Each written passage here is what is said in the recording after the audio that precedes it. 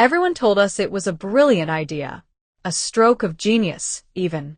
We'd seen them all over social media, those sleek, industrial chic homes built from steel boxes, touted as the ultimate path to affordable, sustainable living.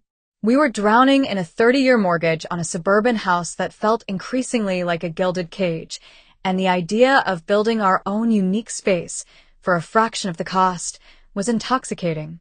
We dreamed of minimalist living, of a smaller footprint, of a home that was truly ours from the ground up. So, we sold the house, cashed in what little equity we had, and dove headfirst into the world of shipping container architecture, armed with little more than Pinterest boards and a dangerous amount of optimism. This is not that Pinterest board.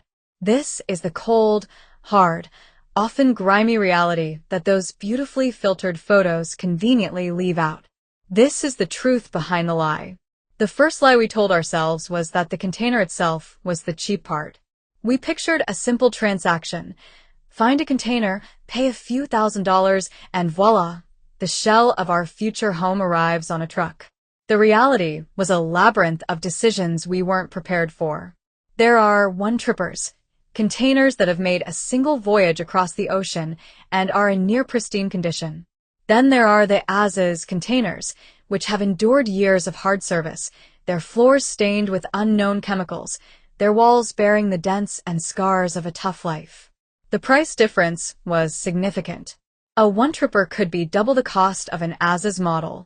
We, of course, were on a budget. We opted for as-is, convincing ourselves that a few dents added character.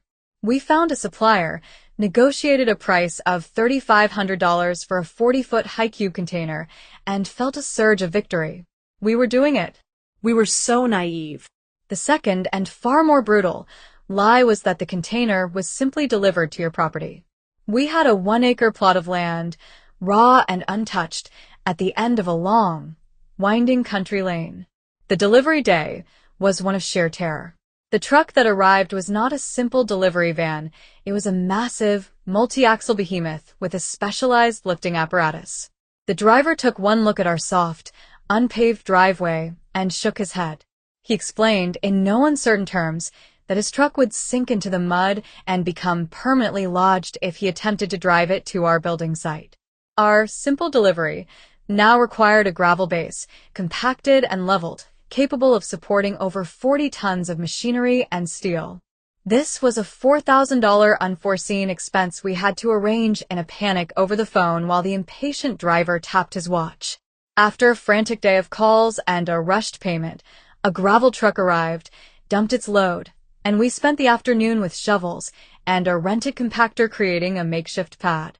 The container was finally placed, with a deafening crash of steel on gravel, onto our land. We stared at it, a rust-streaked, forbidding-looking box, sitting in a sea of mud and stone. The romantic dream suddenly felt very, very heavy.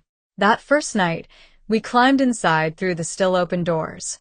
The smell was the first shock, a pungent mix of industrial grease, salt, and something vaguely organic, like old hay. The floor, which we had planned to sand and seal, was made of thick, pesticide-treated hardwood, a standard for pest control on shipping vessels, and it was riddled with deep gashes and dark, ominous stains. We tapped the corrugated steel walls, and a hollow, booming echo filled the space, a sound that was the absolute antithesis of home. In that moment, surrounded by the chilling reality of our decision, the true cost began to reveal itself.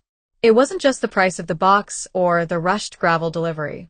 It was the psychological cost of trading a finished, comfortable, if mundane, house for this immense, complex, and intimidating project.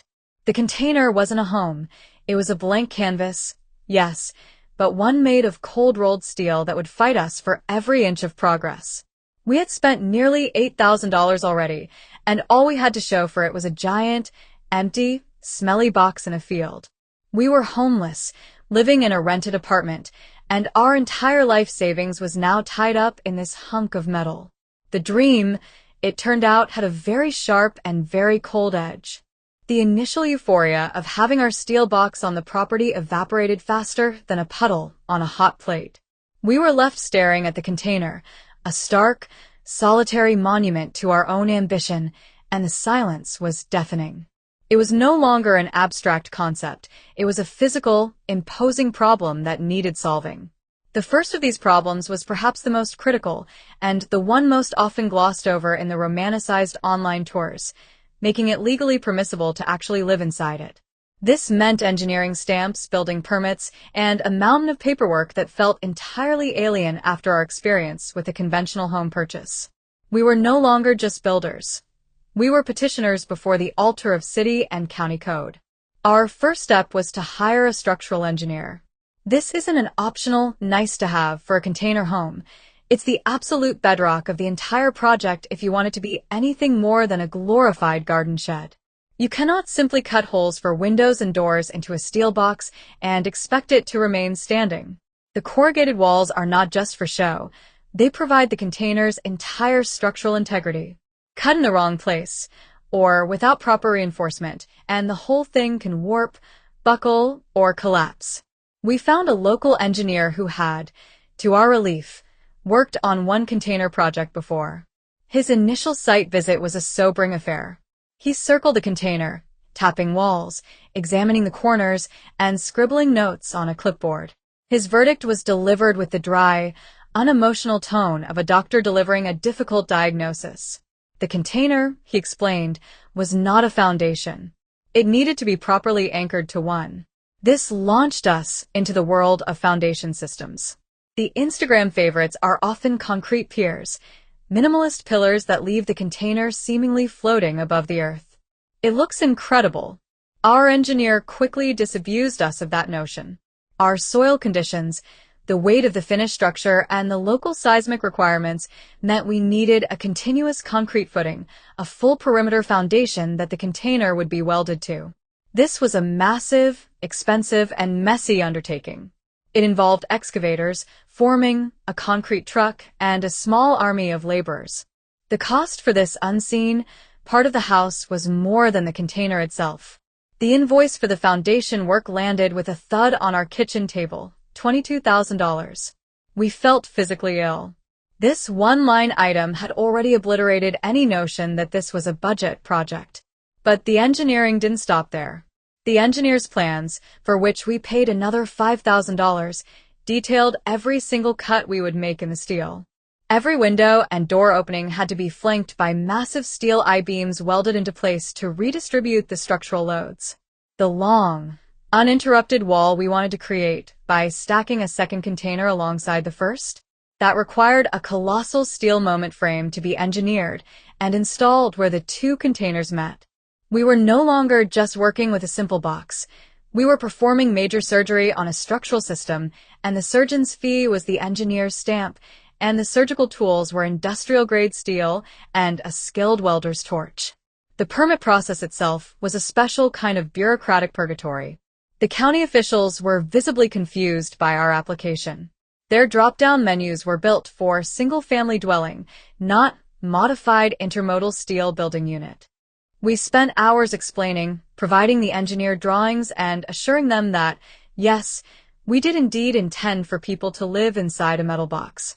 There were questions about insulation condensation, about fireproofing, about emergency egress from a structure with originally only 2 doors. Each question required a callback to our engineer, a revision to the plans, and another fee. The dream of a quick, off-grid build was a fantasy. We were entangled in the same red tape as any McMansion, but without the established playbook to navigate it. The permit alone, once finally granted, cost us nearly $4,000 in various fees and plan review charges. We had now spent over $35,000, and all we had was a steel box sitting on a concrete slab with a sheaf of approved plans.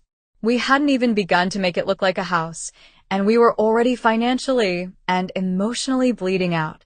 The container sat there, silent and immutable, a constant reminder that its true cost was not its purchase price, but the immense, complex, and terrifyingly expensive effort required to convince the world it was safe to live in.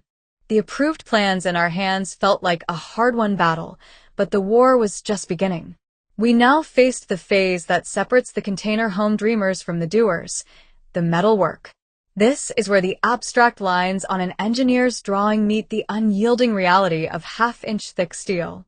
We had a collection of beautifully rendered CAD diagrams showing where our windows and doors would be, but the container itself was still a solid, forbidding wall of corrugated metal. Making those drawings a reality required a metal fabricator, a welder, a person who spoke the language of steel and arc welders.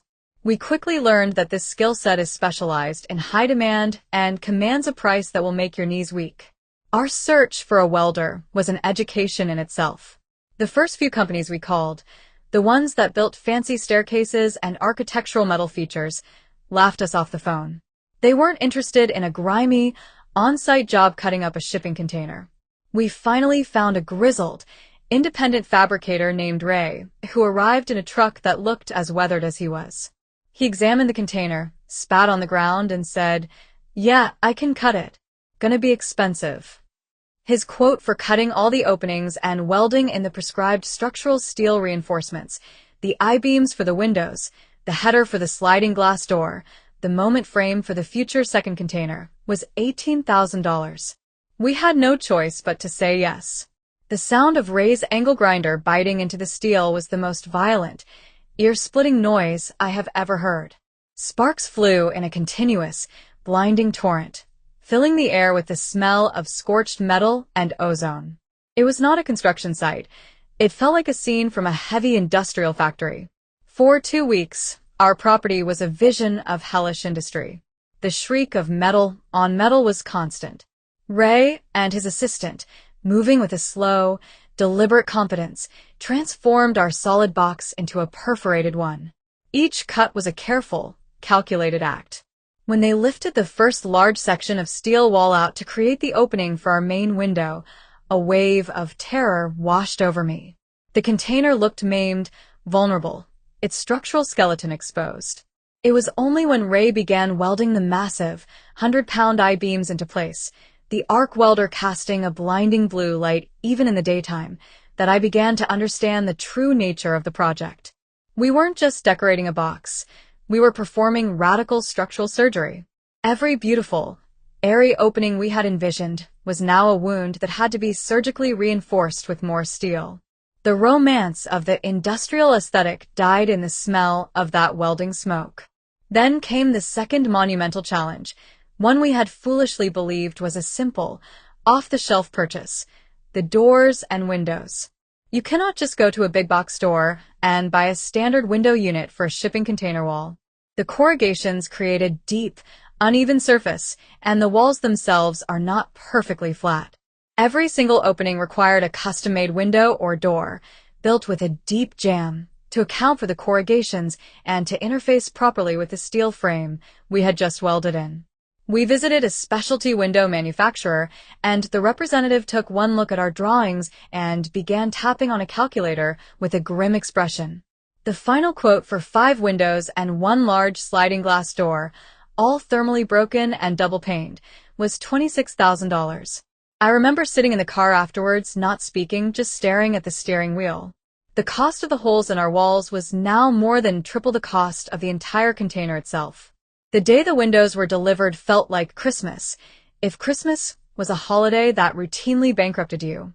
They were beautiful, massive, heavy units, crated in wood and plastic. Their installation was another delicate, day-long process involving a crane truck, more welding, and meticulous sealing.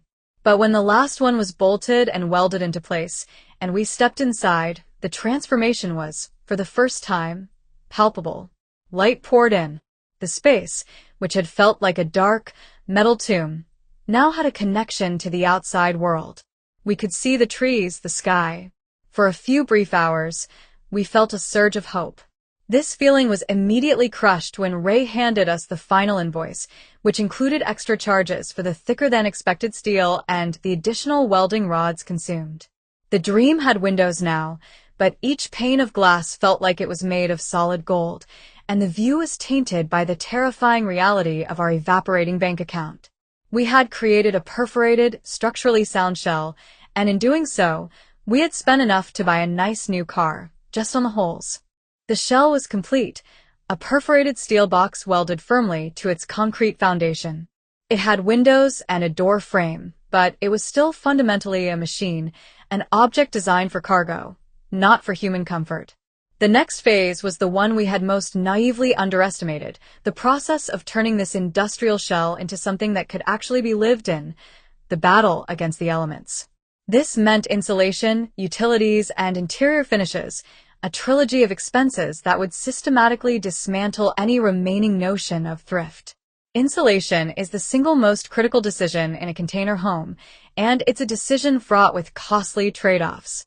The romantic online images never show the thick, encroaching walls of spray foam, or the complex framing systems needed to make a metal box habitable. We had three choices: spray foam, which offers a higher value and an air seal but is expensive and requires professional installation; panel systems like rigid foam, which are less effective at sealing and require meticulous detailing; or a traditional stick-framed interior wall with bad insulation, which sacrifices a significant amount of precious interior space. After countless hours of research, we chose closed-cell spray foam. The reasoning was sound. It would not only insulate but also act as a vapor barrier, preventing condensation from forming on the cold steel interior, a phenomenon that can lead to a literal rainstorm inside your home. The quote for spraying the entire interior, including the roof and walls, was $11,000.